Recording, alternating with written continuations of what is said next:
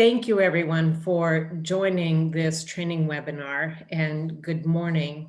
I'm presently in Anchorage, Alaska, where the hour is very, very early. Uvanga Napagayak. My name is Daly Sambo-Duro. I am the International Chair of the Inuit Circumpolar Council, and I'm a member of the Facilitative Working Group of the Local Communities and Indigenous Peoples platform on behalf of the Arctic region. And many may know that the Arctic region is actually comprised of the Inuit Circumpolar Council and the Sami Council. So we work very closely with our Sami colleagues on behalf of the Arctic region. And as I said earlier, I'm in Anchorage, Alaska, and awoke at about 5 a.m. this morning to begin this initial activity of the Facilitative Working Group. I'll allow my co-lead, Eli, to introduce himself now. Thank you, Daly, and good morning and good afternoon and evening to everybody. So my name is Eli Abarisk. Normally, I would be a party representative representing Canada. I'm currently in Ottawa, Ontario, so I'm the capital.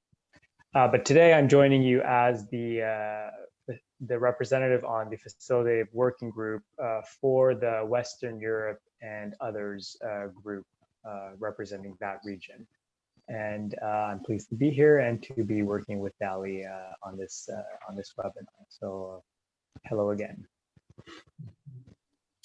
Just some quick background on the Local Communities and Indigenous Peoples platform and the Facilitative Working Group. The Facilitative Working Group is the first UN constituted body with equal representation between states and Indigenous peoples. And it intends to operationalize the Local Communities and Indigenous Peoples platform, which was created within the UN Framework Convention on Climate Change. For Indigenous peoples, the framework for the FWG is based on respect for and recognition of the UN Declaration on the Rights of Indigenous Peoples and the rights affirmed therein. Indigenous peoples are able to self-select their representatives to the FWG, which is in contrast to the other Indigenous specific mandates within the United Nations. To date, the Facilitative Working Group has developed a 2-year work plan for the platform according to 3 functions: knowledge, capacity development, and climate policy. Function 2, which is the context by which this activity is going to take place, focuses on capacity for engagement, which also informs the knowledge function of the Facilitative Working Group.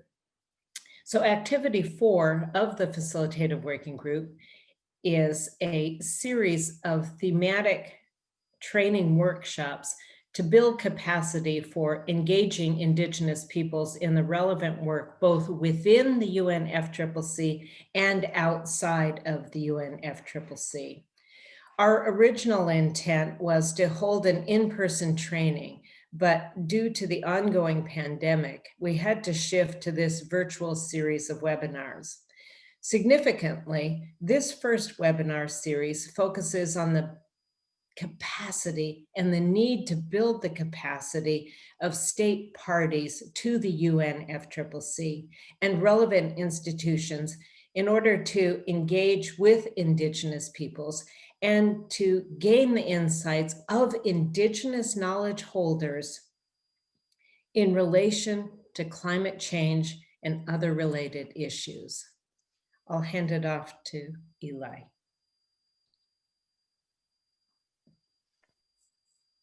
Thanks, Daly. I'll be brief. As Daly mentioned, the webinar series will focus on building parties' capacity to understand and ethically engage with Indigenous peoples and on Indigenous knowledge. So I think as many of you know, Indigenous peoples have been the stewards of the land, the water, ice, since time immemorial. The knowledge system they've built are based on generations of observing, of understanding, of living off the land. So their leadership and their knowledge are critical to addressing climate change. So I think the international community, the parties recognize the importance of Indigenous peoples and Indigenous-led climate action when we created the Local Communities and Indigenous Peoples platform. And as part of that platform, we mandated a knowledge function, as Daly just said. And this is to basically exchange experiences, best practices, with a view to applying, strengthening, and protecting and preserving knowledge, technologies, practices of Indigenous peoples on climate change. So, but I think the key thing, and I wanted to highlight here, is that for this knowledge function to be meaningfully implemented, there needs to be a shared trust, obviously, and understanding between parties and Indigenous peoples. As Daly just mentioned, the equal representation on the facilitative working group was a great step forward in that respect. I think a lot of us know that for too long, Indigenous peoples and their knowledge had been subjected to ongoing marginalization by governments, Western scientific research practices, and frankly, past colonial policies. But through the platform that we've created, and especially this series of webinars, we really hope to break that mold, to create the conditions to begin a true knowledge partnership between Indigenous peoples and the UNFCCC.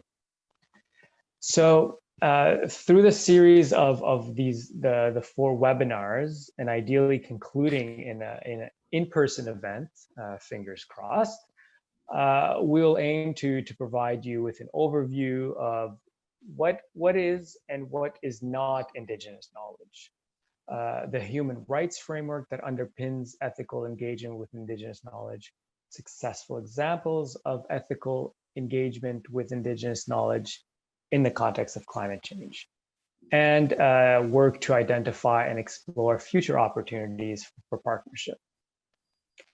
Over the 4, so starting today and over the rest of the webinar series, we will feature speakers from all 7 sociocultural Indigenous regions of the world to ensure we have a holistic view of the different perspectives concerning Indigenous peoples. Although we aren't able to hear from all 7 regions today, or necessarily at each webinar, rest assured that all regions will have the opportunity to present their perspectives. So today we will hear from 4 of those regions. So while the lineup of Indigenous speakers obviously are far better suited than me to speak to these issues, I did want to highlight one key point, and that is, as it's fundamental, understanding and ethically engaging with Indigenous peoples and their knowledge means recognizing the rights of Indigenous peoples. I think that's basically one of those, it's a foundation. These rights have been articulated in several declarations, including the United Nations Declaration on the Rights of Indigenous Peoples, the American Declaration on the Rights of Indigenous Peoples, and several others, and are frankly the bedrock of this partnership. So this, of course, means recognizing specific rights to maintain, to control, to protect, and develop their knowledge, and to the right to free, prior, and informed consent of any use of their knowledge. But it also means the broader recognition of the collective rights of Indigenous peoples as right holders and partners in the fight against climate change. I just really wanted to highlight that as well. So let's begin our discussion, and back over to you, Daly. Thanks, everyone. Thank you, Eli, especially for underscoring the human rights framework with which we want to carry forward not only this activity, but all of the activities concerning Indigenous peoples within the UNFCCC. The questions that we hope to explore in this brief webinar include: what is Indigenous knowledge? what are the core elements of Indigenous knowledge? And why is it essential to bring a human rights framework to this issue? And also, where can we see specific references to Indigenous knowledge or traditional knowledge in climate change work? We would like to underscore that we'll not address the topic of local knowledge in this webinar and indeed the series, based on the principle that Indigenous peoples can only speak to their knowledge and not speak on the knowledge of others. We want to refer all participants to the website and the upcoming portal for more information, including the concept note prepared for this webinar series. In addition, I want to underscore that we would like to invite participants to share information with us about Indigenous knowledge and climate change in order to assist us in substantiating the significance of Indigenous knowledge in relation to climate change and the importance of respecting and recognizing the rights of Indigenous peoples to their profound knowledge. And we hope that this introduction to this critical area will be revealed in the first of this series of 4 webinars. We have set up a format, and I'll just briefly describe that, and then we'll begin to move into the presentations. So for the format today, we will go through a series of 10-minute presentations from each Indigenous expert, and we've invited 4 of them to join us today. This will be followed by a question and answer period, including questions from us as the facilitators or the co-leads for this activity, as well as any questions that might come in via the chat tool. We'll then offer a brief summary and wrap up the session. Some quick reminders: we would like to urge you to use the chat feature for posing questions. We'd also respectfully ask that you focus on the matter of Indigenous knowledge. And again, just to remind you that this is an introductory session to a larger activity, including the 3 remaining webinars on Indigenous knowledge. And in terms of our curating the remaining 3 sessions, we look forward to ensuring that all sociocultural regions of Indigenous peoples will be engaged, as Eli has indicated. So I'd now like to turn to our presenters. The first presenter is a good friend and longtime colleague who I haven't seen in decades, Naomi Kapuri, who is a Maasai and educated as an anthropologist. Dr. Kapuri has served as a trustee of the UN Voluntary Fund for Indigenous Peoples and also a participant in past UN Permanent Forum on Indigenous Issues sessions.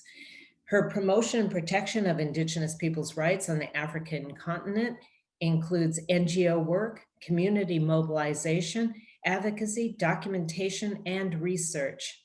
She was an expert member of the Working Group on Indigenous Populations of the African Commission on Human and People's Rights, undertaking numerous country missions.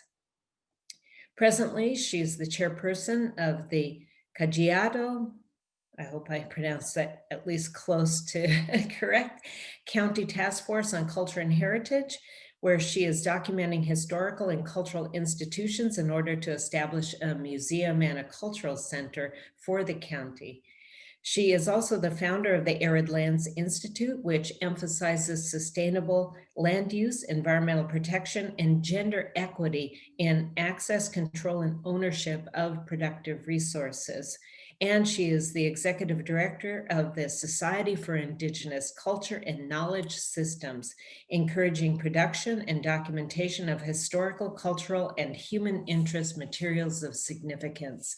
I am very pleased to provide Dr. Kapuri with this opportunity to share her views on Indigenous knowledge. Please, Naomi, you have the screen. Yes. Thank you very much, and good evening. It's good evening in my time. It's 6 o'clock East African time. I'm very pleased to see Daily again after so many years. It's nice to connect with everybody in this interesting topic. The human rights, let's see, what can I say? The human rights angle here has to do with the fact that in my part of the world, and I think it's everywhere in the world, Indigenous communities live in marginal areas, or they've been pushed to marginal areas, and their livelihoods have been highly dependent on natural resources, and they're the most vulnerable to climate change. So the significance has to do with the fact that human rights have been violated, and therefore they are more vulnerable than other communities. In Africa, many indigenous communities have been pushed, and by either government policy or by the more numerous communities in their respective areas. And the lands that they find themselves in are fragile lands. And as a consequence of this historical, social, political, and economic exclusion, are among those that are at greatest risk of losing their livelihoods following climate change. The definitional issues of indigenous and local knowledge, you said we don't have to worry about local knowledge, but I think in Africa, I think some local communities find themselves in the same situation as indigenous peoples.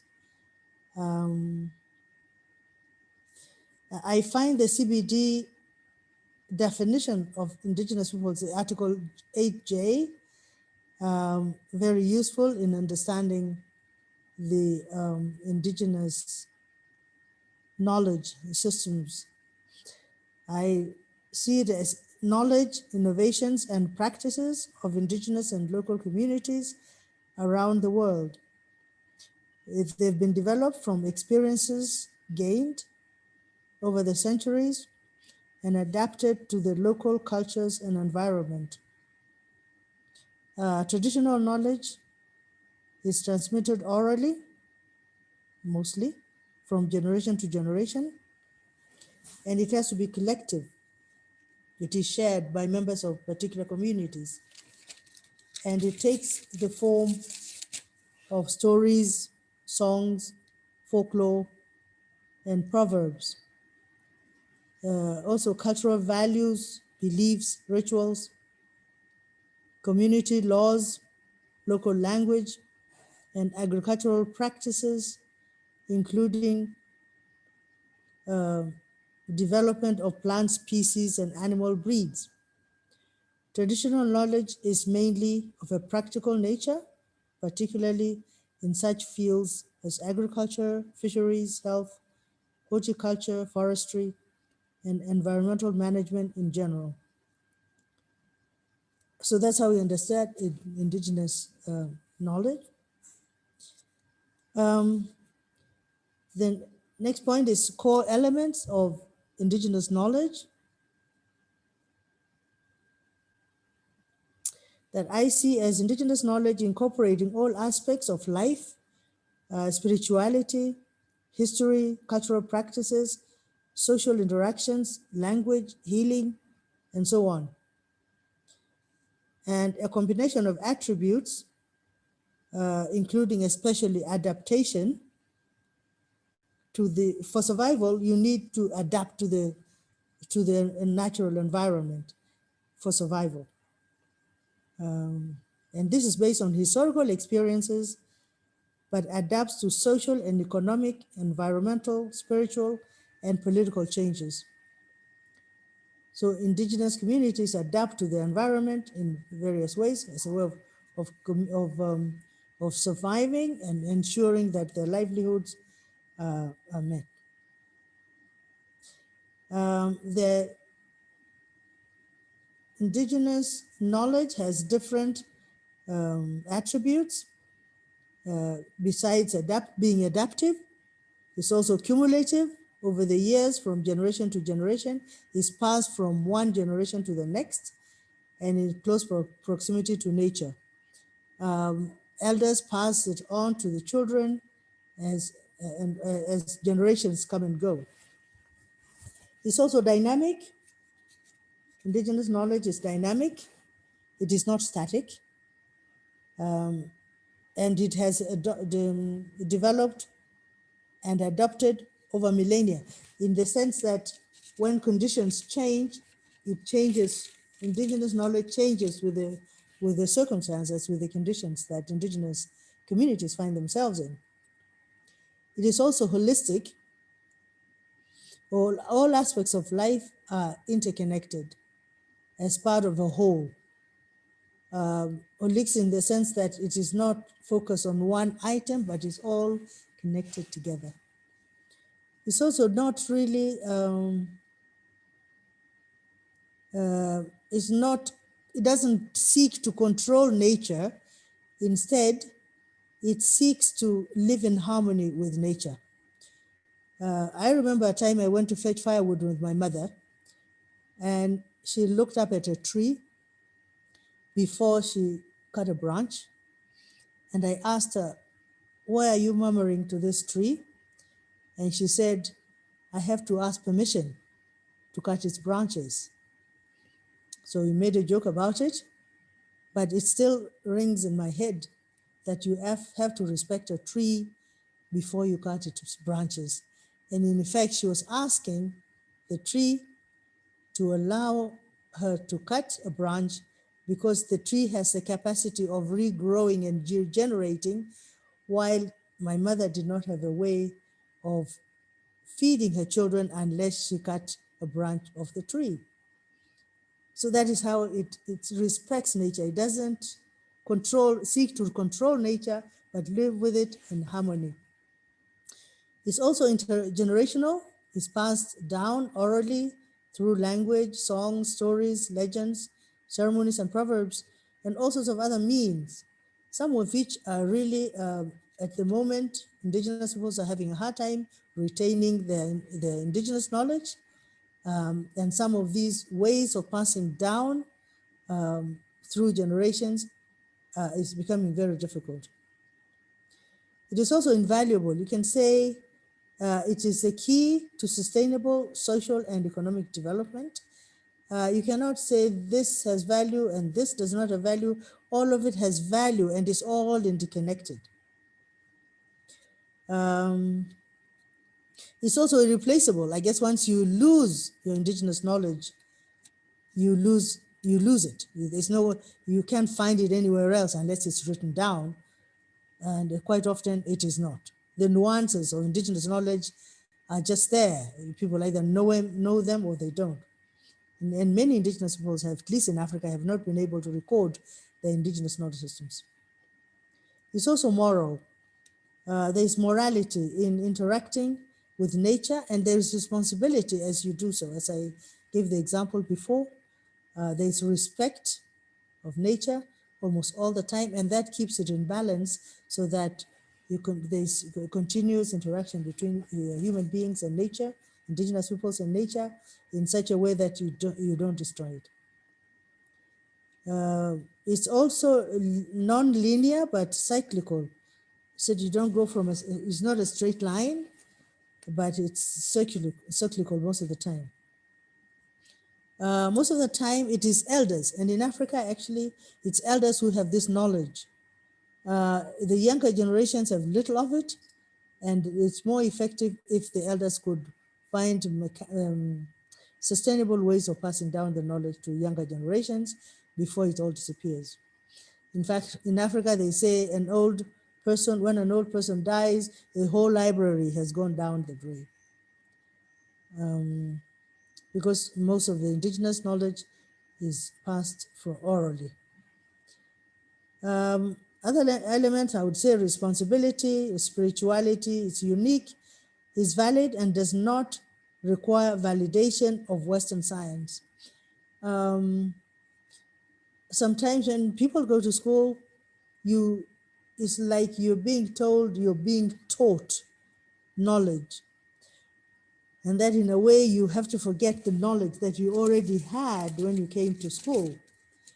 And in the process, you actually end up believing that you didn't know anything. And children go to school feeling that they don't know anything, they are going to be taught.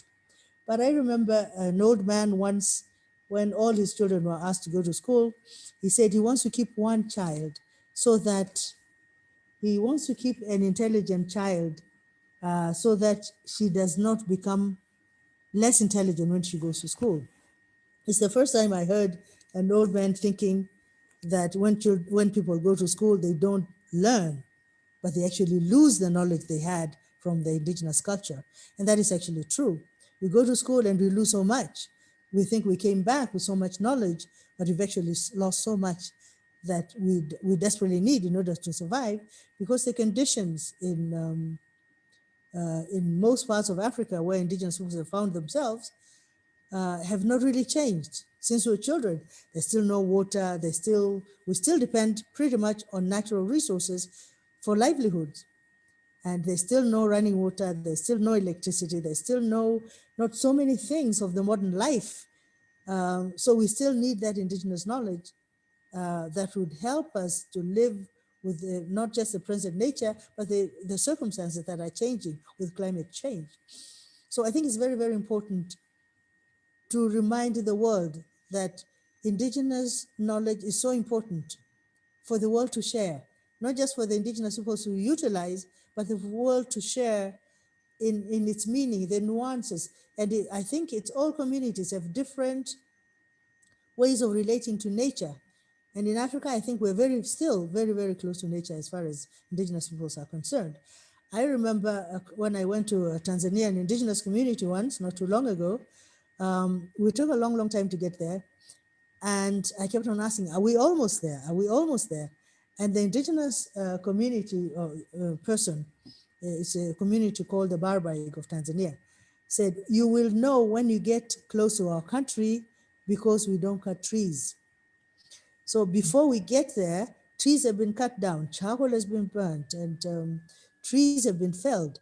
But like us, they also don't cut trees. They cut branches of trees when they want to use them.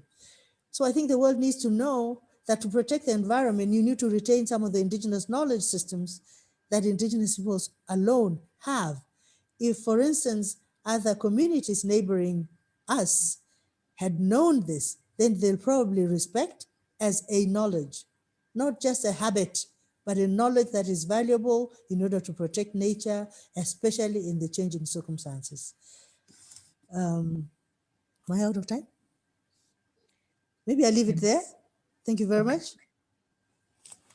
Thank you, Kayana. Thank you so much, Naomi, for especially the reference to the elder who wanted to keep a child from going to school, and the importance and significance of that, as well as the message about maintaining indigenous knowledge. It's like maintaining the environment. You have to maintain both.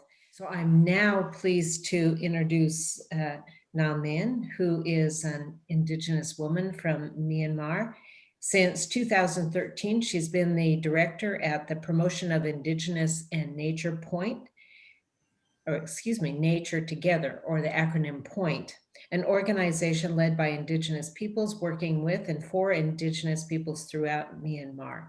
She is also the executive council member of the Asia Indigenous Peoples Pact, and AIPP is a regional organization of the Indigenous peoples from Asia based in Chiang Mai, Thailand.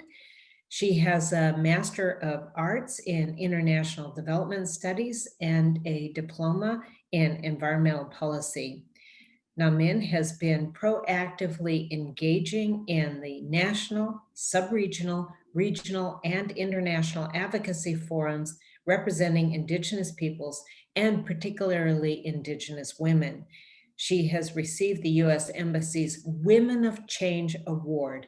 This was in 2017. So we're very, very pleased to now offer the screen to you, Na Min, to share your views on the matter of Indigenous knowledge. Thank you. Thank you very much. I hope you can hear me. You can hear me very well. Yeah. Thank you for the introduction. You can call me EE as well for easier.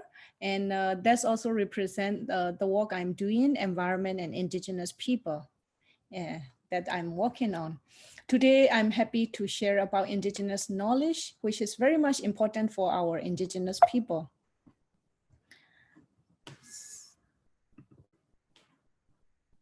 So first, I would like to define Indigenous knowledge. I think it's already covered by the first speaker already.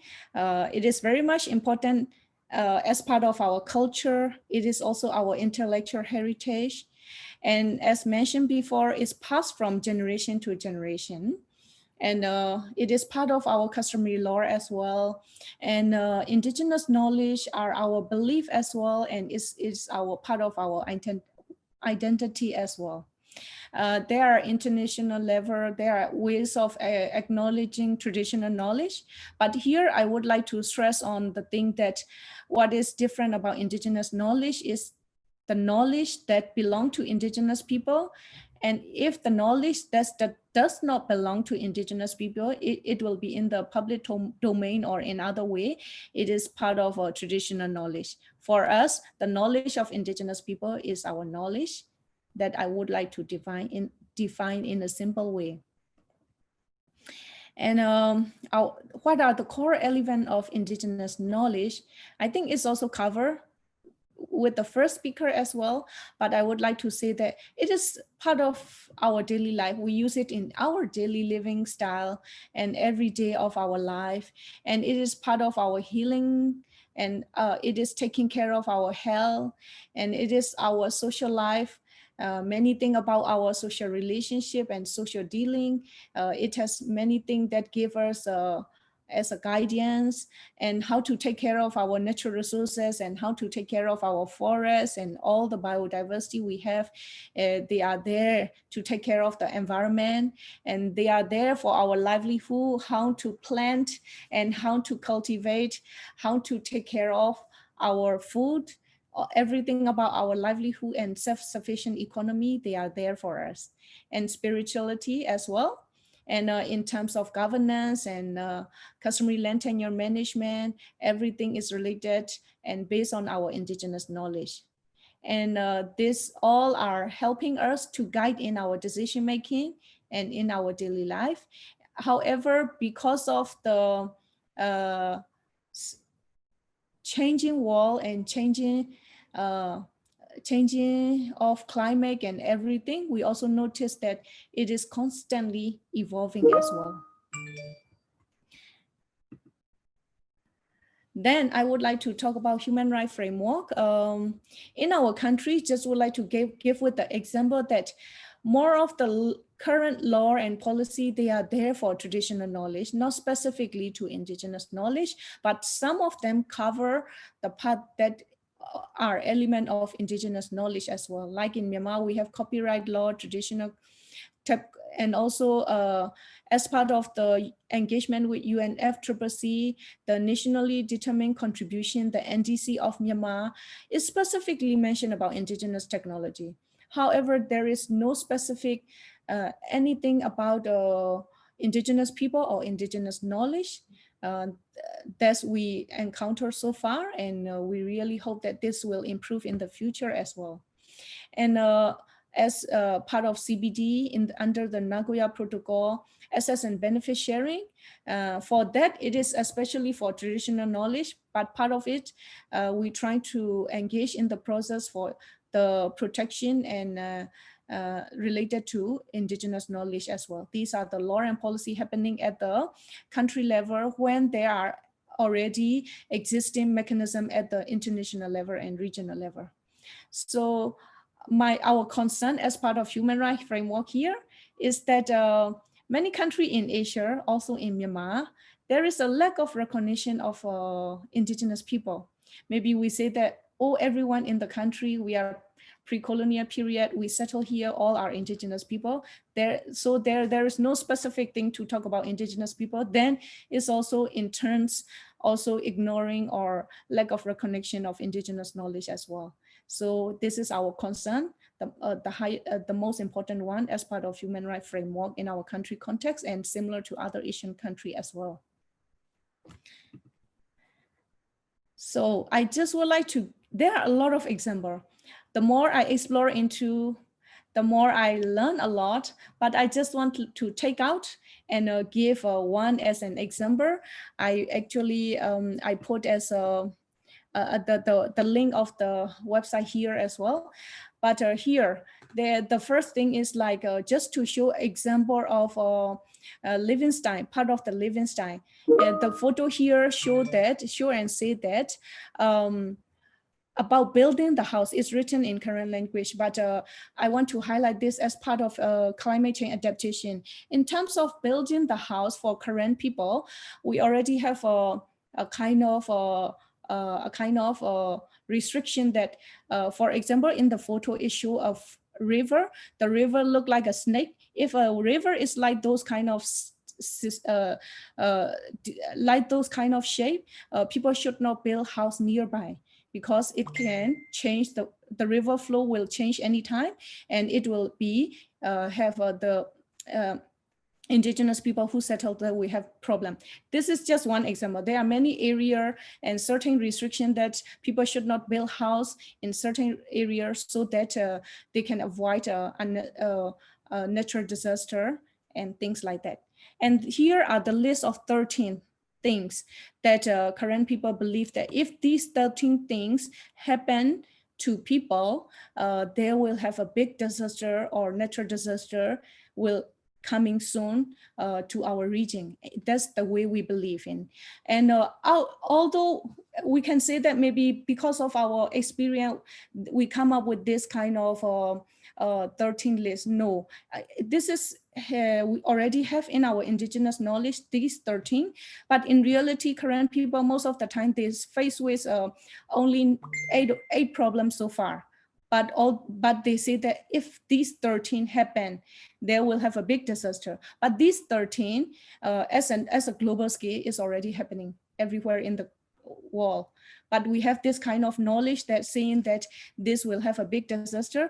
That's also exactly what is happening with the climate change now, like the earthquake, like the insect, a kind of rats problem, and when the bamboo blossom and the paddy, if they become white color, and then when there is a disease for animal, they are listed with a certain knowledge system and mention about, I mean, like even predict about climate change, things like that. It's there in our knowledge system. This is just given with one example of one indigenous group, but there are many indigenous groups, especially in Asia. We are very rich in culture and very rich with the way we live with natural environment. There are a lot to explore more, and there are a lot of things that we might be able to help contribute to combating climate change with our traditional knowledge. That's the thing I want to stress here. And another thing, we talk about a lot of things for adaptation we have there. And as part of mitigation, I only want to give example of the way the shifting cultivation, which is like a kind of like debate at the moment at every level, internationally or nationally. We have to debate about shifting cultivation, but like COVID time, it can be a good example. Place of shifting cultivation, the place where they have multiple seeds and plants and everything, they can continue with their own supermarket. When people like us, sometime in the city, we only get limited product available for us during COVID restriction. But for them living in the forest, they have everything, continue with their supermarket. And there are variety of crops. And nowadays, if we look at to the world agricultural sector, we need to maintain our traditional seeds. And indigenous people are there with their way of practicing shifting cultivation, they already maintain it. And however, we are very much concerned that it is becoming like ongoing debate about way of living and the government restriction on the use of and the practice of shifting cultivation. I would like to highlight this part of our important mitigation measure and of indigenous knowledge contributing to climate change. And like a RED Plus program, they are implemented in different countries. And in those, we need to discuss and think more about indigenous knowledge and the way our livelihood system, which is associated to climate change action. And another thing I would like to highlight is the strong connection we have with biodiversity and indigenous knowledge. All our indigenous knowledge is talking about plants, talking about the different animal. Even current people, they really like, if you have cat and dog at home, you will never be starving, something like that. Actually, they believe that if there are certain animal with you, you will never be starving. You will have no problem about your food security. And here, this is the two things apart from climate change, I would like to highlight about health. These are the two indigenous group. One on the left is a Shochin community. On the right is the Danube ethnic group from Myanmar. When a woman gives birth to a child, they need to use certain vegetable for their health, for their maternal health. No, these are the fruits and the vegetable, everything they got from the forest are the provided from their indigenous knowledge for their health care system.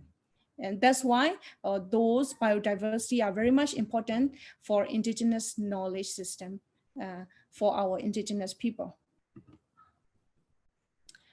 So I come up with some of the recommendation. Actually, if I have to share all of the indigenous knowledge from different topic, it will take a lot of time, but we are here, we are there just to give example and just to highlight that we want to be part of this global struggle together. And we always say that things global and act local. So when we think about climate change problem at the global level, we need to act at the local level. At the local, we indigenous people are there and we really want to be part of the solution. And that's why we come up with some of those recommendations here. This recommendation we already submitted to UNFCCC as a joint submission with AIPP and EGR. We also give input from Asia aspect that first is very much important. It has been many years that we engage in the climate change and UNFCCC process. So there are small space opening up for indigenous people. Those are small. That's why we really hope that it implement all UNFCCC decision related to indigenous people so that we are part of the solution. And we also hope that recognize indigenous people as partner in the protection of biodiversity and climate action. This is very much important because not only international level, we need to recognize at the national level as well. That's why the next recommendation is that we hope that it's established indigenous people climate platform at national and local level as well. Now we have this LCIPP platform. It should link back to national level action as well. That's why we want to have it at the national level. And then as I mentioned before, the NDC, the current NDC, they don't give they don't pay attention to indigenous people role as well as indigenous knowledge. That's why when country revise their NDC, we want that it implement nationally determined contribution with indigenous people participation, full and effective participation. And then when we say indigenous people, as mentioned before, women are important. They are the one who pass this knowledge to their children. They play important role as well. Youth, they need to learn because we don't want it disappear, those knowledge. And a person with disability, because it's also important that their role. And another thing is land. Without land, how can we have our livelihood without land? How can we continue taking care of our knowledge? That's why it's also important to ensure indigenous knowledge, and for that knowledge, we also need to have a customary land rights and governance system of indigenous people, and as part of all the action taken at the international and national level. This is a thing that we would like to give recommendation for the process. And at the Asia level, at AIPP, we now started with the formation and establishment of Indigenous Knowledge and People of Asia, a kind of Indigenous people network of collecting of Indigenous knowledge and documentation and advocacy process. Here, I also share the links so that you can explore more as well. And this is my last slide. I already say thank you, W, in our current language. Here, you may see a man. What is he doing? How do you think? We cannot talk here, no? But if you can guess what it is, the answer is already in Burmese language here. But if you can think of what is this, no, it would be good. Or what he is doing is for what? Something like that. Just a question left for you. Thank you very much. And it's time to act together. So whenever we say climate change, we say that everyone need to involve. So we are there, and we are proposing that we want to be part of it. So why not opening more roles and door for us, no? Indigenous people and our knowledge. Thank you very much.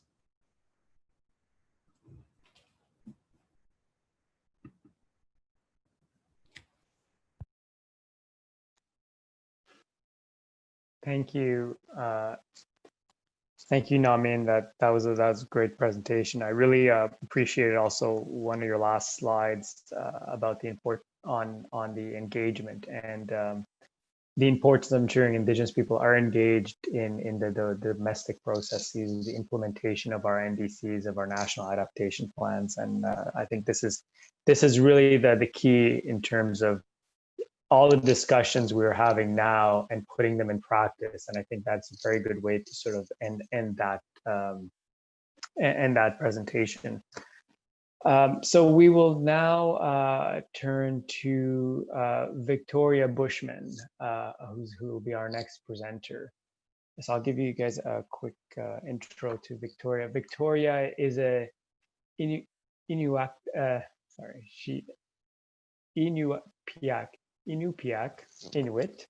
wildlife and conservation biologist, originally from Utqiagvik, which is a small town in northern Alaska.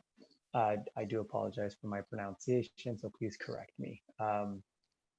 So she specializes broadly in the conservation of lands, waters, and species in the Arctic indigenous homelands.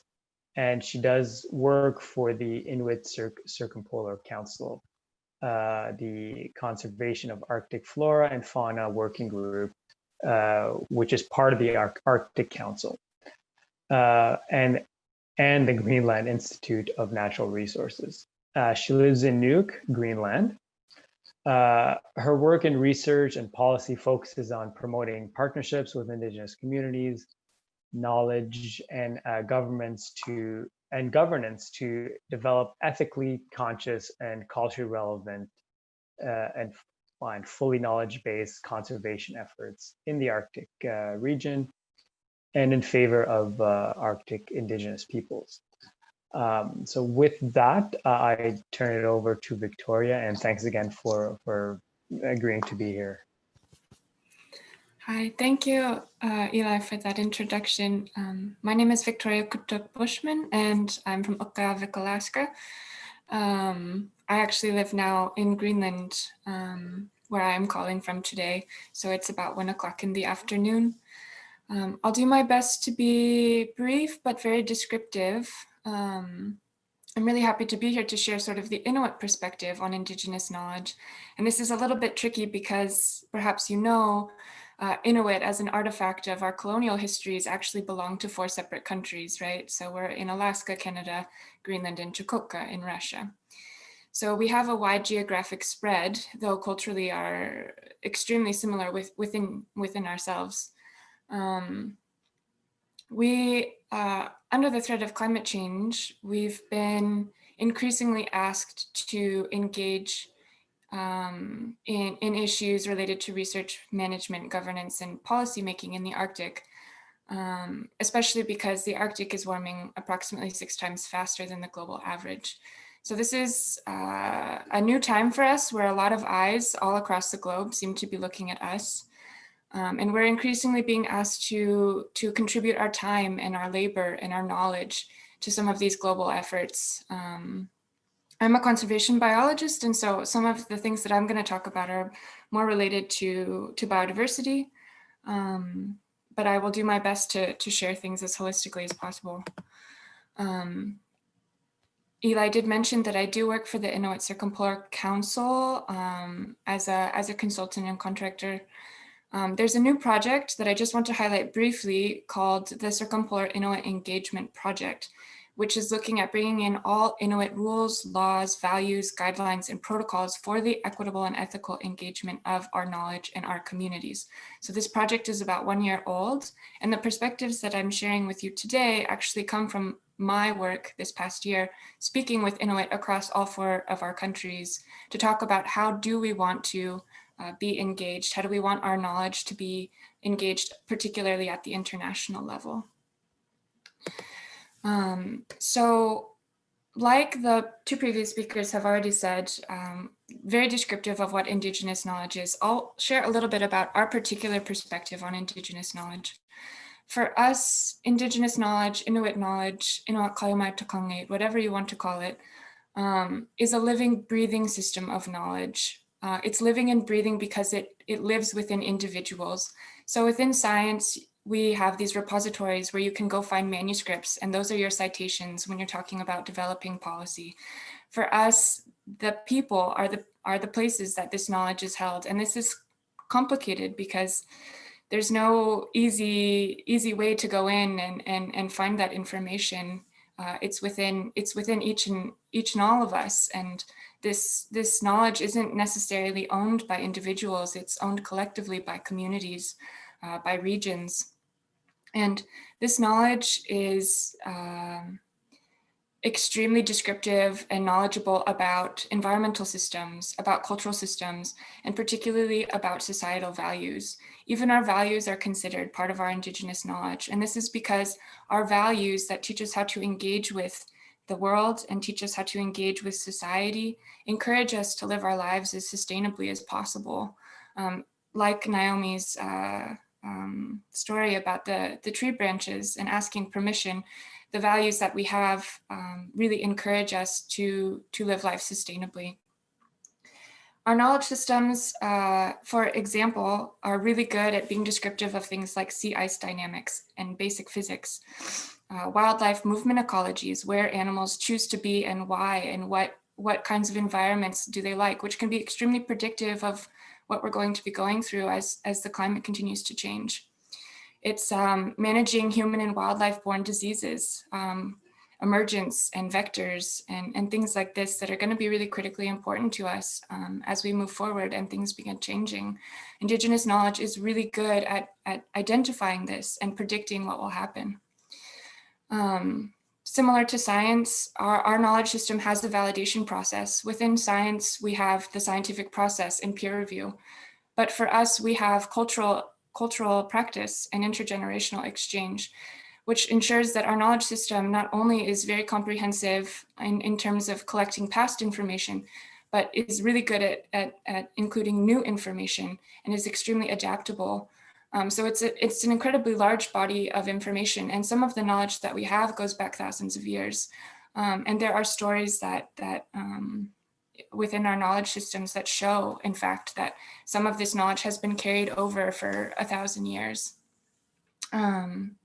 things that are going to be really important for us in terms of Indigenous knowledge, particularly as more we're welcomed more to engage in these kinds of processes, is that the security and longevity of our knowledge is really the cornerstone of our sovereignty and self-determination.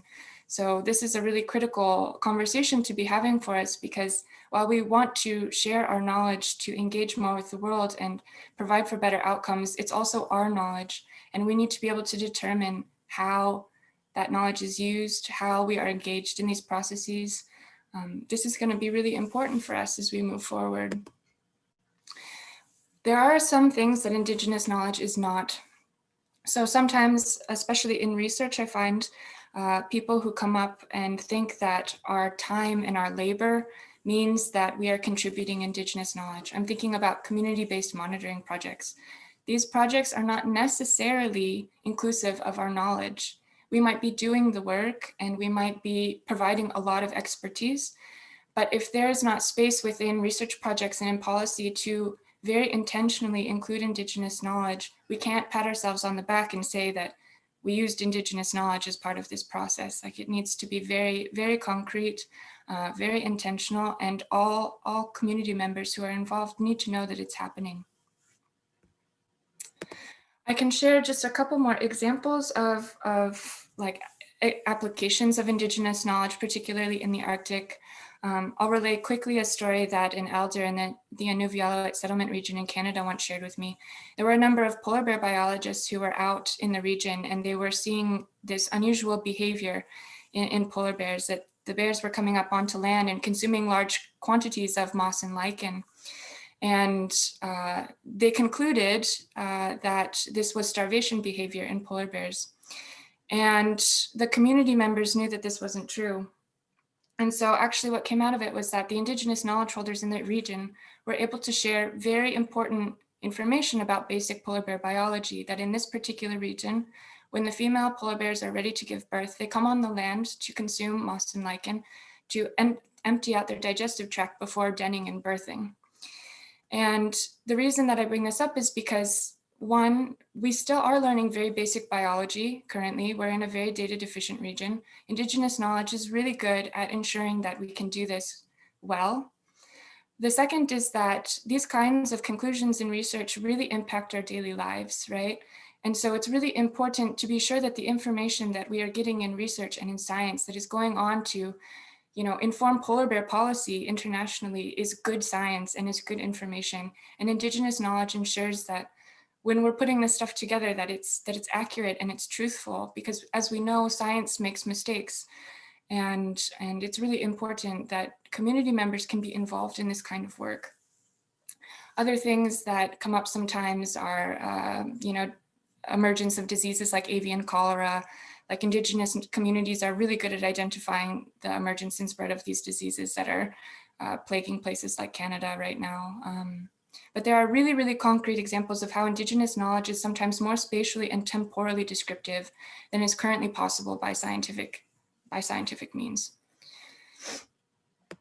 And then lastly, we have maybe future time to talk about ethical and equitable engagement of Indigenous knowledge. And I had prepared a few thoughts on this, but I think it might be best to just move on and say that I'm really grateful that, and Inuit are really grateful that the UN and these big international forums are taking this kind of work really seriously, because it is very important to us that as we continue to engage, that there is a very respectful and equitable and ethical engagement of our knowledge in our communities.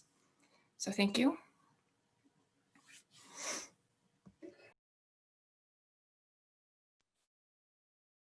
Thank you for that, Victoria, and just for sharing all that, including, I think the example of polar bears is really, it's actually one, it's a very good one, because it's easy to understand and it's easy to make that distinction. So it's a very concrete example, and appreciate that.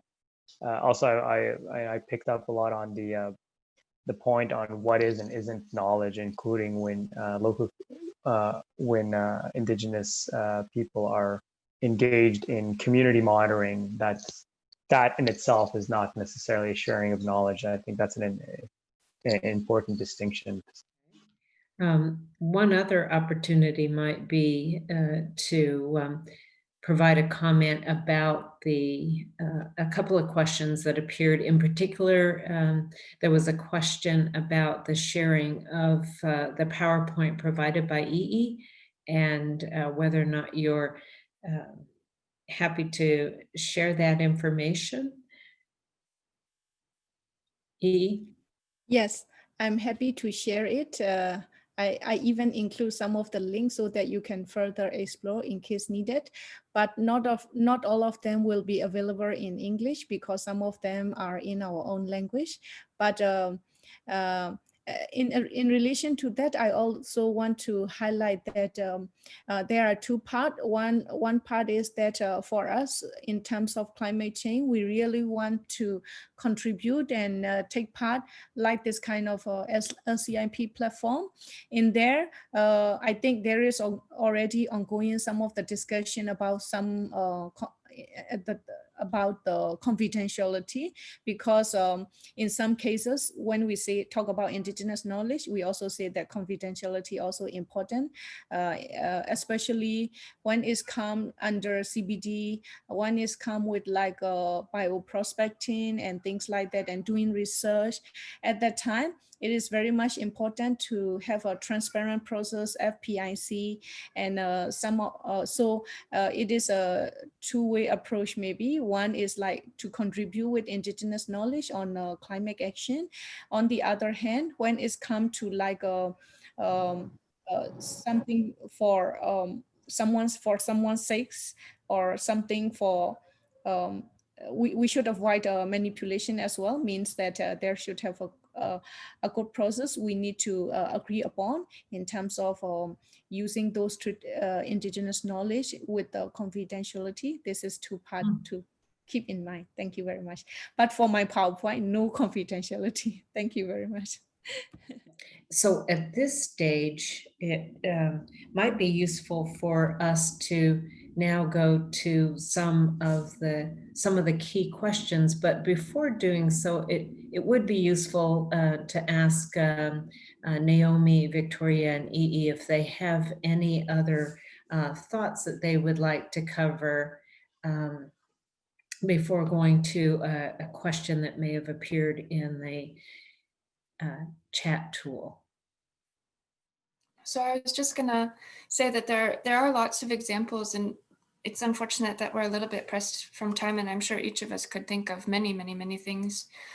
One thing that I think is incredibly pressing right now is that there's an increase in a lot of natural resource extraction here in the Arctic, and a lot of planned natural resource extraction, which comes with an increase in shipping.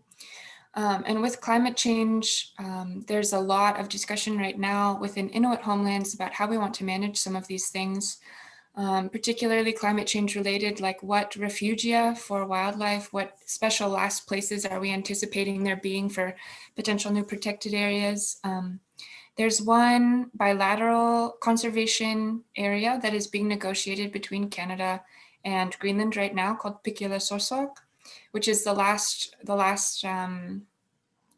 ice area. It's been called a few different things. It's one of the largest Arctic polynya where it remains open during the wintertime, and a lot of our wildlife go to that place. Narwhals, belugas, a lot of endangered species or species of concern. So there are actually a lot of like Inuit-led conservation efforts, a lot of Inuit-led projects to help sort of identify the places that we foresee in the future as being important places for not only our wildlife, but also for people and for being able to continue our culture and things like this. There's a lot of discussions right now. I think we're probably going to be seeing maybe 3 or 4 new protected areas in the Arctic in Canada in the next decade. There's a lot of work that's going on, not just with you know, identifying issues, but this adaptation and critical issues like that. Like people are thinking way far in the future already. And those are discussions that are happening all across Inuit homelands, including in Russia. Thank you, Victoria. Naomi, did you want to share an example in response to the question posed in chat? Yes, in Africa, there are so many examples of violations of human rights that actually touches on, that makes indigenous peoples really vulnerable to what is happening in climate change. There's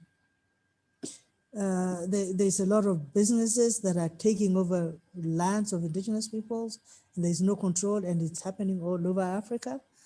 And businesses are being supported by governments, and there's nothing anybody can do about it. But I was thinking the implementation of the, um, the Declaration on the Rights of Indigenous Peoples in individual countries, and working with separate governments in the region, working with the African Commission to see how um, governments can be made to respect the rights of indigenous peoples, will bring about change that is required to bring about the respect that is required so that indigenous people have their rights observed and respected by businesses rather than the businesses being supported by governments. And unless that happens, I think indigenous peoples are losing out, and climate change is going to destroy their livelihoods altogether. So I think all that should be approached from the human rights angle for indigenous people to realize their rights. Thank you. Thank you. Ii, did you have something to add in terms of an example? Yeah, I just want to answer too. The first thing is the government include about indigenous technology, because they want to give example with a certain type of ethnic group in our country. They have a floating garden or floating farming system, and in a big lake they have a kind of water hyacinth tuber. They pile it, and they make it as a kind of sediment together to form a small island, and on that they plant crops. The most famous one is the tomato. Tomato from their region is very famous for the whole country. So like those kind of specific agriculture system, the government include as indigenous technology in the NDC process, but there are a lot more to be included now if we want to say about indigenous knowledge, not only those kind of specific technology that they are referring to. That's what I'm discussing as part of NDC here. And some other example we can say a lot, especially when we say about climate change, the way people and indigenous people understand about the weather, things like that. No. For some indigenous group, they look at the birds, the way the birds are flying, either as a kind of a big group, and then it's like going to have heavy rain. And frog, the way frogs, the sound of the frog, they look at it as insect. If they come very near to the light, where there is light, things like that, then means there is a heavy rain. And the time the winter is coming, they look at it with a certain fruits or flower blossom or ripen, things like that. And then kind of rain, and they look at with the honey as well, whether the honey is thick or not thick, rain, how much rain it will come. And then listen to the sound of the animal, all the wildcat as well. They have a noise certain time, especially near to the winter time, things like that. Everything about the indigenous knowledge related to understanding on weather, and looking at to the disaster estimate of disaster coming up, and then do and don'ts so that they can avoid certain disaster, and way of living. These are everything we talk about indigenous knowledge as part of this. And like if a big giant snake coming into the village, also it means that there is uh, a danger coming to the village as well. So actually, like Korean people or some indigenous group people eat snake, no? But like the snake big one coming to the village, mean at that time they should not kill that snake and eat it, because it's relate to the danger it's a sign for them, so they shouldn't do it, something like that. No, there are certain things.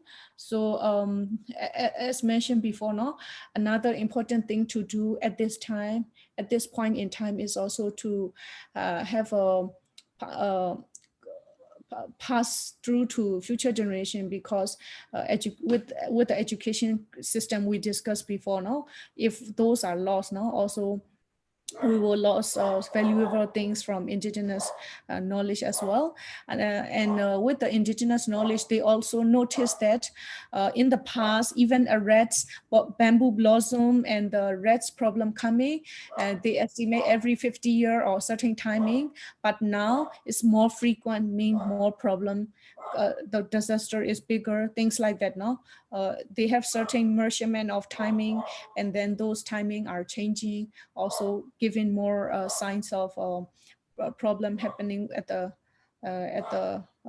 natural environment, things like that. No, so these are some of the example. We can explore more because there are a lot of rich culture and indigenous knowledge in Asia. No, thank you very much. I'd now like to turn it over to Eli to pose the next question for the presenters, and also make note of the fact that we have an additional 10 minutes beyond the 7:30 end time to entertain some responses from our excellent panel of presenters. So Eli? Thank you, Daly, and again, thank you to all the presenters. Well, yeah, we obviously are running out of time, and there's already been a few questions put into the chat function, and we will focus on the questions for the remaining of the session, so that this is obviously the intent is basically a learning platform. So I'm going to ask my colleague Tom, who's been tracking the questions in order. And I know we've just addressed one of them in terms of providing more examples. But Tom, can you start with next question, please? Sure. Thanks, Eli, and hello, everyone, and thank you to the speakers. I think the first question we received was from Laura of the Resilience Institute, and she would like to know, is there a difference between Indigenous or traditional knowledge and Indigenous values? Appreciating that knowledge is derived from values and worldviews, she's particularly interested in learning how Indigenous values and worldviews can inform policy and practices going forward. And building off that question, we had a similar question from David Hivar, asking essentially how much Indigenous knowledge can be shared or used without the framework of Indigenous values, including relationships or relational values within which the knowledge was formed. So I guess a curiosity about learning more about the relationship between Indigenous knowledge and Indigenous values, and if there are distinctions.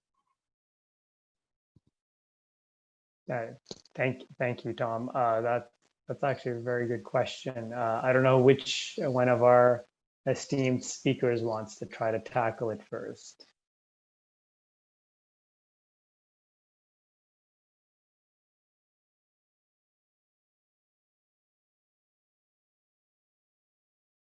All right, see Victoria, go ahead. Hi. I can only share the Inuit perspective on this. For us, our values are part of one aspect of our knowledge, and it is, knowledge that is passed on between people and generations. It's very difficult to separate the two, which comes to that second question, which is how do you use Indigenous knowledge without context for those values? I think it's very complicated for us. For Inuit, we're really pushing towards sovereignty of our own knowledge and our data. So we are happy to share that knowledge when it serves a specific function, and it's a function that we have agreed upon. But we also believe that once that function has been served, that perhaps that knowledge needs to remain with us, because that knowledge doesn't necessarily, without that understanding of the values, that knowledge loses a lot of its purpose. And it loses the nuances of, not only the explicitly said information, not the explicitly spatial information that might have been collected in like a mapping project or something like that, but it loses all of the other nuances and sort of that connectedness and holistic perspective that is often lost when we see, I mean, I come from more of a research background, but in research we see that often that context is lost in policy.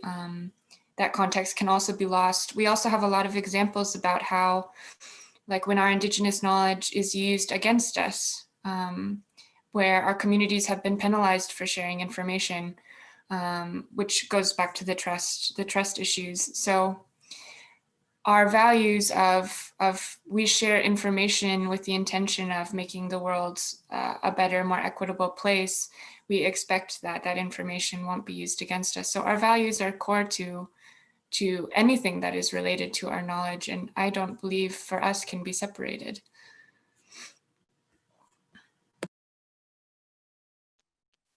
Thank you, Victoria. Did I see Naomi also put her hand up to, yeah, go ahead, Naomi. Go ahead. I would say the same thing. I think culture and knowledge and values are all tied together, and it's very difficult to separate, to extract. You know something is a value, but it's tied to an institution, a particular institution of the culture. For me, it's very difficult. I can speak like a Maasai, but I'm also thinking of the whole of Africa, a next community. What does the other indigenous community feel like? So if I extract the Maasai culture where I grew up and I know, values are tied to spirituality, it's tied to institutional relationship between people, it's tied to the way of behavior, it's tied to how you treat other people as well as the environment. So values can be extracted, but in everyday living, everyday life, they are an intricate part and parcel of the culture. Thank you. Thank you, Naomi. EE, did you want to add to that or no? No, I just want to support the two of them. Okay. I do the same as well. Thank you. Thank you. And if I may, I think one of the challenges here, which brought on such a question, and I do take the point about how it's very difficult to separate them, is I think in Western cultures, we've been, whether it's through Hollywood movies or so on, we've seen a lot of how the portrayal of Indigenous peoples and their knowledge sometimes was portrayed more as a cultural or a thing rather than a knowledge thing. So I can see how it may be difficult for others and to understand how the distinction. So I really appreciate the perspectives you guys are providing on this. Tom, what's next? Sure. Next, we have two questions from an individual identifying as an Indigenous person in Asia.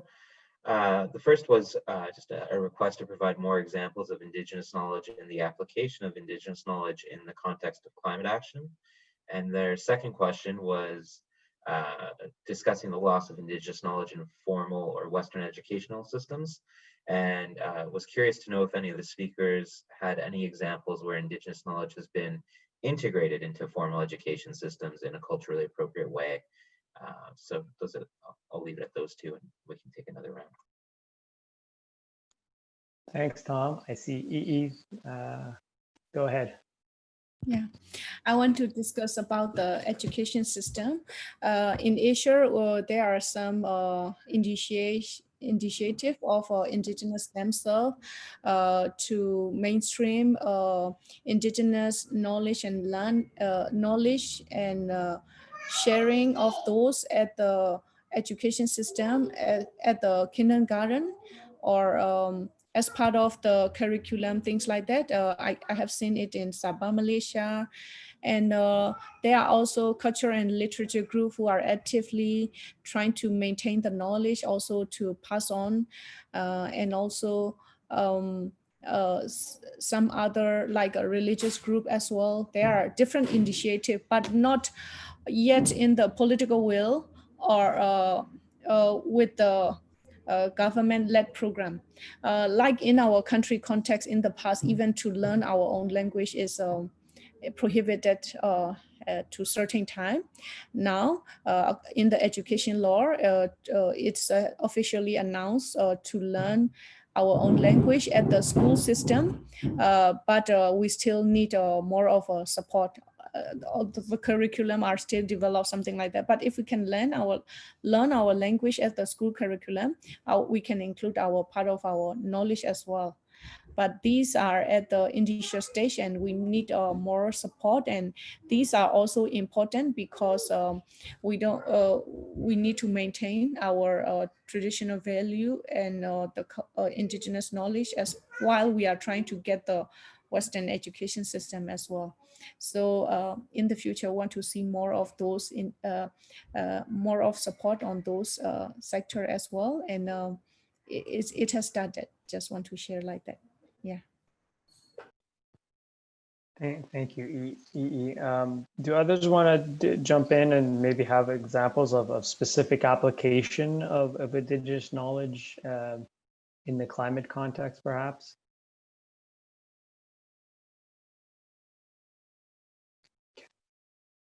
Oh, Naomi, I think. I think the school system could allow, there's usually a fixed curriculum, and that is standard for everybody. Recently in Kenya, it has been easier to, they've changed the school term so that the December holidays is a little longer. So Indigenous peoples might have 2 months that they can practice, or they can, yeah, I guess, show or display some of the institutions that are important, that had not been easy to do during the school term, the school holidays, because they had been too short. So I think that allows, assuming the school system allows Indigenous people knowledge to be fed into the curriculum, it is feasible, but I think it has to be persuaded that this knowledge is relevant, because climate change is changing in such a way that livelihoods are affected. But it takes a political, persuasion, a political persuasion to change the policy to allow some of that knowledge to be put into the curriculum, the school curriculum. Okay. Thank you, Naomi. Maybe Tom, we'll jump to the next question then.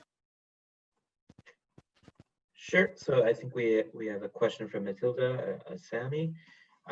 Considering that validation takes place within a knowledge system, can Indigenous and non-Indigenous knowledge be complementary to each other? In what way?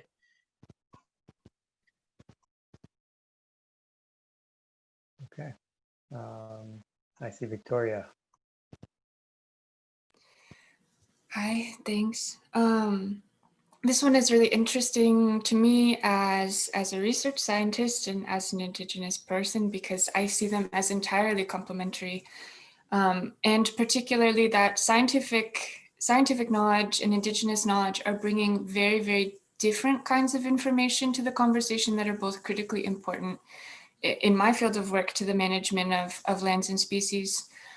We see that science is really good at simplifying things and technological advances that allow us to do things like climate modeling and all kinds of really sophisticated advanced math and things like this that we need as Indigenous peoples just as much as anything else. Like we need all the information that we can get as a global population at this point.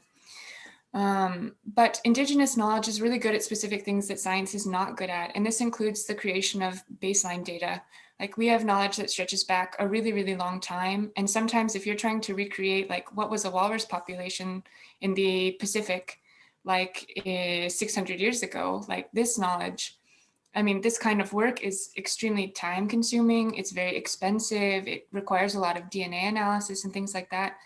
But Indigenous knowledge can help us reach those numbers much faster. And like our collection of material goods and things like this are really, really important. We also are often the labor that is involved in collecting a lot of data.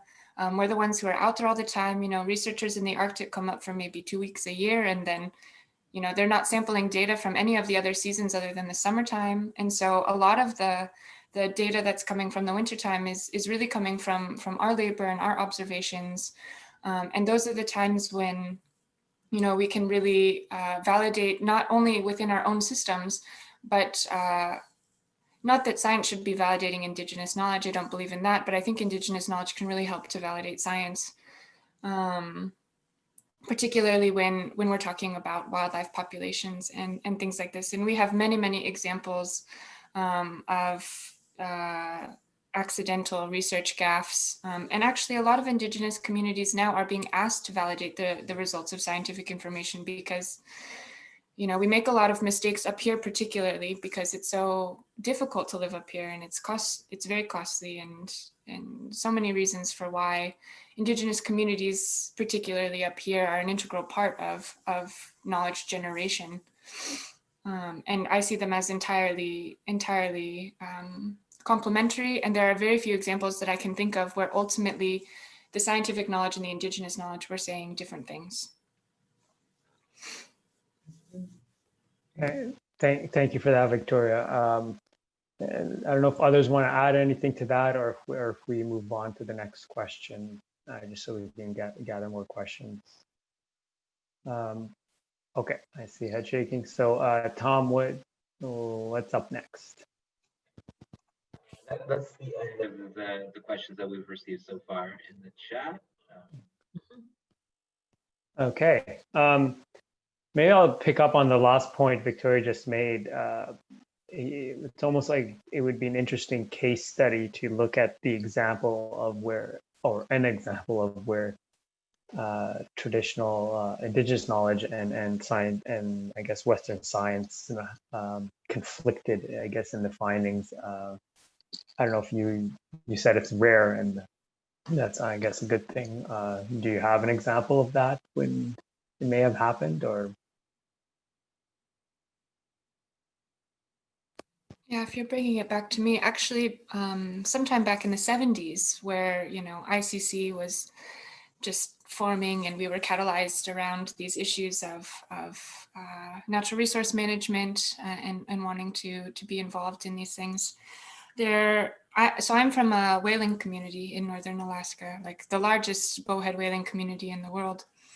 It's not very big, it's only 4,000 people, but there was a time where some bowhead scientists had come up to estimate the population of bowhead whales, and they had estimated it to be in severe decline. And before talking to the community, they brought it to the government, and the government imposed a strict and immediate ban on whale harvests that year. The problem is that, like, we're so far north, we're at 71 degrees north, that we don't have a lot of options. Like we don't really have, you know, access to groceries the same way that people do. We really, really live on the land, and we really lived on the land back in the 70s.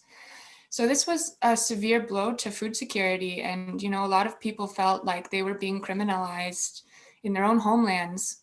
And so a number of Inuit in the region got together and they said, you know what, this doesn't sound right to us. This isn't what our knowledge is saying. So the scientists came back up, and the community members spoke with them, and they said, oh, you're sampling, you're looking in the wrong places. They don't stay there in the winter. And the community was able to bring them back out and show them that the whales were actually choosing they have a different preferred habitat than the scientists had ever thought and had never thought to look. And they were able to reverse the decision the next year. But this was a very, very trying year in our history because, I mean, it's not only like a very important part of our culture, but this is our food security. And this had real, like very, very extreme impacts on our community.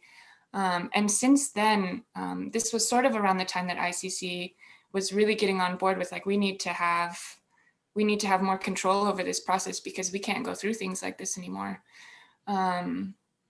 This is probably the first really big moment that this kind of research issue had come up, but there are many examples after that. thankfully, we're getting to a place now as we move forward where researchers are more willing to engage more and figure out how to do this in a better way. But like I said before, like even very basic biology, we just don't know very much about from a scientific standpoint. And that's why it's really, really critically important to include Indigenous communities in this kind of work. Thank you for sharing that. That's really interesting. So I know we are definitely over time. I do want to turn to Daly to maybe give us a quick summary, but one more check with Tom if there's another question before we try to wrap up. There is one last question that comes from Alberto Salamando, and he asks, are there situations where one Indigenous knowledge holder feels a knowledge should not be shared, whereas other knowledge holders want to share it? So I guess a question about the collective rights concerning Indigenous knowledge and how those conflicts are resolved. Oh, that's an interesting predicament. Who wants to try to address that one for us?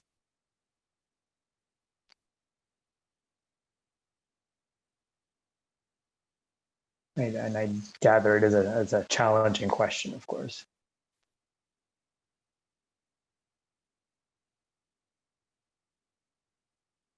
Okay, I'm not seeing any hands from our speakers, and that's completely fine. I understand. Okay, well, I'm not sure. Obviously, I can't answer that question. So why don't I turn it over to Daly to give us a wrap up, and maybe she might have any insights on that issue as well. And thank you again for all our speakers. This was really interesting. Allow me to thank the presenters for their wealth of knowledge about Indigenous knowledge, and I look forward to their engagement in the remaining series of webinars on this important topic. One thing I noticed about the presentations is that it was very Indigenous. The pause and the level of respect for the other presenters prior to answering questions, and to me, this is important because it illustrates the distinction between how Indigenous peoples engage with one another, but also important for those that are seeking to engage with Indigenous knowledge holders, and the fact that you need time to do so. And this was a point that was made in some of the presentations, that the institutions that come and go, the researchers that are funded and lose funding, in contrast to how constant Indigenous peoples and Indigenous knowledge holders are within their communities. I think it was important that the topic of the vulnerability of Indigenous communities was underscored by Naomi in her presentation, especially in light of climate change and the fragility of the conditions that are the reality for Indigenous peoples and their environment. Also, the diversity. I think this was illustrated, though we had only 3 presenters this morning, there's an extraordinary diversity, and Victoria pointed out the diversity even amongst Inuit communities across a huge territory, a huge region. I also think that the message about how Indigenous knowledge is intimately linked with the environment that we live in, and that the health of the environment also is linked directly to the health of the people, the health of the Indigenous knowledge holders, and the content and the substance of Indigenous knowledge. I greatly appreciated the illustration of some of the core elements of Indigenous knowledge, and matters like the fact that from an Indigenous perspective, everything is interrelated, that the knowledge that is held isn't in a particular silo or addressed to a particular species, but all of it is interrelated and connected. The message about Indigenous knowledge not being static is highly significant and important. There are a host of other things that she stated that I would like to underscore, but the message about the elder wanting to keep one of their children home in order to share from generation to generation Indigenous knowledge is important for many reasons, but significantly also illustrates the impact that colonialism has had on Indigenous peoples and the devaluing of Indigenous knowledge. But counter to that is the example that Victoria shared in relation to the polar bear and the significance of Indigenous knowledge actually validating the real conditions that people, Indigenous peoples in particular, are observing and monitoring and aware of in a way that others, and I, for lack of better terms, Western scientists or science is not intimately familiar with. So that speaks volumes to the content and the contours of Indigenous knowledge. The important message about the recognition of Indigenous peoples also means a recognition of Indigenous knowledge. And EE made this very, very clear that there is a linkage, and that one might say indeed that the human rights framework exists in the form of the UN Declaration on the Rights of Indigenous Peoples and other instruments, reinforced also by Victoria's comments about sovereignty and self-determination in the area of Indigenous knowledge and in the larger context of research as well. I think this is quite significant and speaks to the important work that has been done and will continue to be done in terms of ethical engagement, which will be a topic that will be explored in the future sessions. I think that the commentary also on what is Indigenous knowledge and what is not Indigenous knowledge is another area that needs a closer evaluation and also elaboration on by Indigenous knowledge holders and Indigenous experts like yourselves. There are a host of other things that I could comment upon, but the two final things is that the question of validation and the approaches that are used for validation of information, that this is a really fascinating element of Indigenous knowledge that, again, requires further elaboration and discussion by Indigenous peoples and as well as others.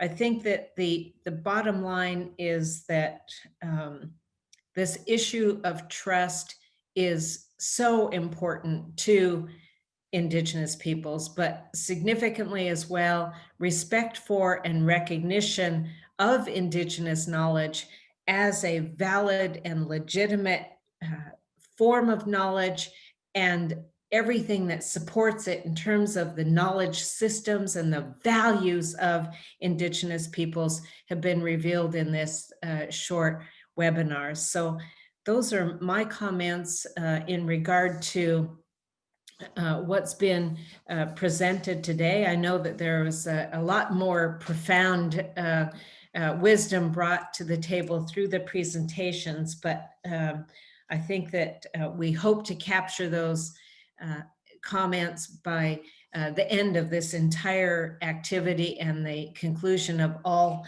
4 of the webinars.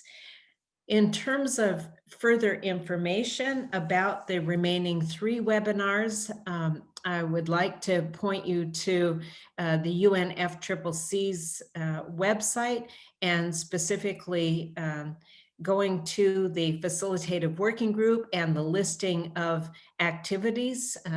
My colleague Joanna McDonald is now sharing that information on the screen. So for those that want more information, please take note of the website that's shown.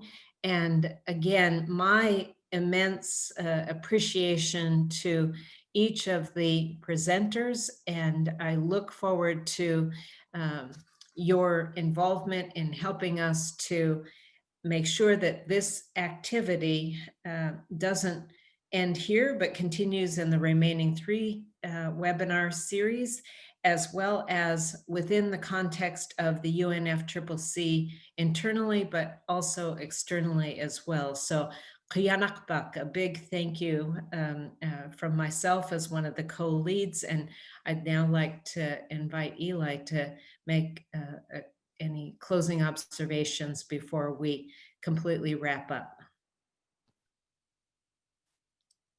Thank you, Daly, and thank you for that summary. Really, I'm just gonna remind people of what's coming up next. As Daly said, go look at the website. But our next webinar is on January 21st in the new year. So look forward to an invite for that one. It'll be at the same time. And also, but ahead of that, there's going to be next week, in fact, the platform, the Local Communities and Indigenous Peoples platform, will have an event on November 25th. And this is part of the UNFCCC's climate dialogues taking place throughout November. The event will focus on advancing safeguards, protocols, and good practices for knowledge sharing and exchange of experiences for climate change adaptation, resilience, and mitigation. So obviously we encourage all of you to attend. With that, I do want to add my thanks not only to the presenters, of course, but also to the participants, the parties, those who've asked some really good questions and who put their comments into the board. It's your participation, obviously, that makes these kind of webinars and discussions really useful. I do also want to thank Daly, obviously my co-chair, but Joanna, who works with Daly, and Tom as well, who did all the behind the scenes work to make this happen. And of course, Tiffany and the rest of the UNFCCC Secretariat for all their support. So thanks again, everyone. Yep. Again, Naomi, Victoria, EE, thank you. And we'll be back in touch to tap your minds and intellect in relation to Indigenous knowledge. Thank you. This concludes our webinar number 1 with 3 remaining. Bye. Bye, everyone.